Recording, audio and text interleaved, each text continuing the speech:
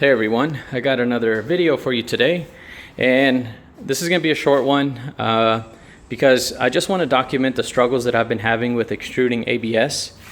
In the last video that I had, I was trying to do some troubleshooting, and I was suspecting that the hot water bath was causing my issues with the filament not coming out round or within tolerance, that 0.03 millimeter.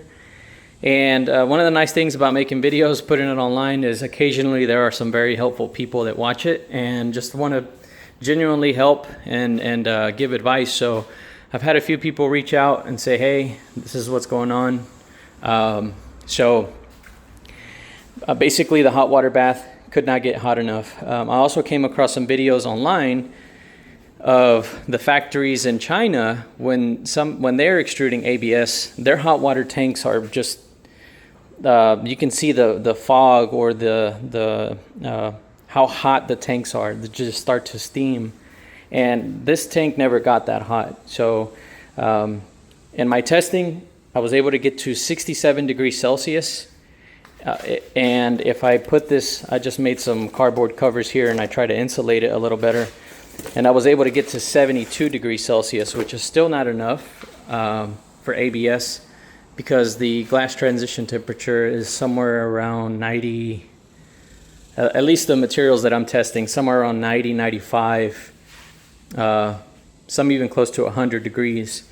So the closer you can get to the glass transition temperature, the less the temperature differential between the outside of the filament and the inside, the less that differential is. And so as it gets pulled through the line, it will not pull that outer layer that's has already solidified while the inner layer is still molten, and it starts to strip it away, and that's the reason why it's collapsing.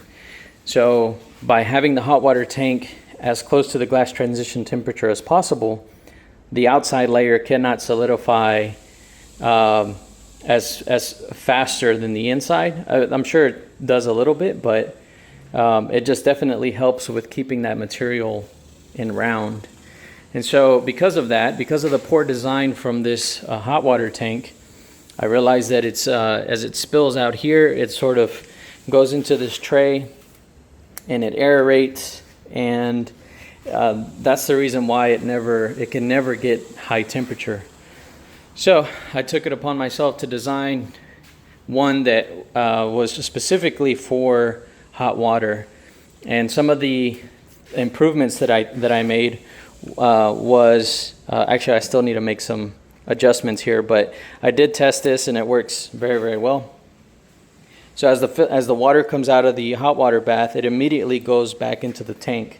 It doesn't sit in a tray and aerate and lose temperature. The other thing is that the water volume is less. This is about a 6-gallon tank, and so the heater heats this up very quickly, and the lines that I have, these are insulated lines, so it just helps maintain the heat of this this water bath unit. And so I also made this control box, which has power, pump. This will run the I have a pump that's 1 gallon per minute, and I also have some valves here so that I can control how much actually goes to the hot water tank and how much goes back to the reservoir. And so I'm able to control the flow of this section so that there isn't too much turbulence. I'll probably put some sort of baffle here just to help sort of reduce how much turbulence is in there. But as you can see, as it starts to come out of the hot water tank, it immediately goes back into the reservoir. And I do have a heating element in here, which you can see there. And in this control box, I've also wired up a heater with a PID controller.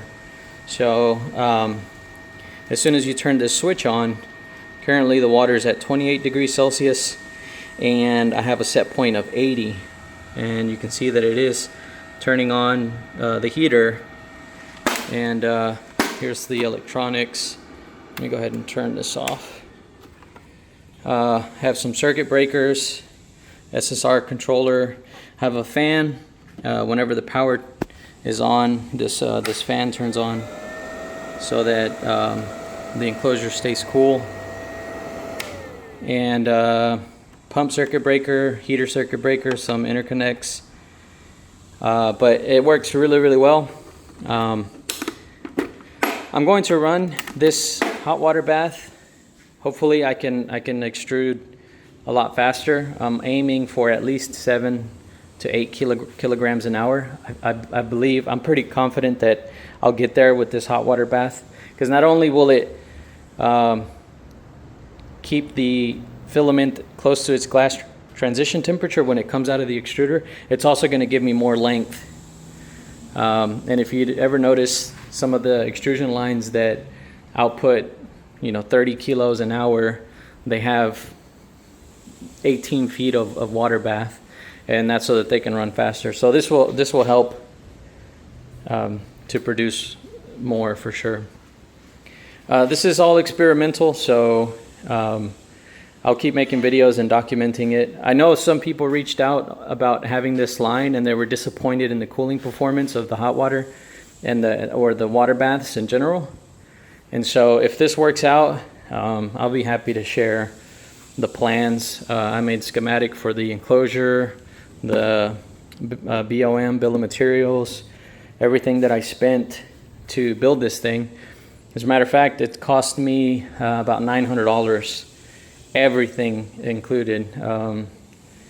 I try to use as much off-the-shelf parts as possible. This whole stuff, I bought it off Amazon. And the most expensive single piece was the reservoir tank, because I had to get this made from a local sheet metal manufacturer here in Houston. So this was $200 and the pump was $100, a couple other things. Overall, it was about $950 that I spent on this thing.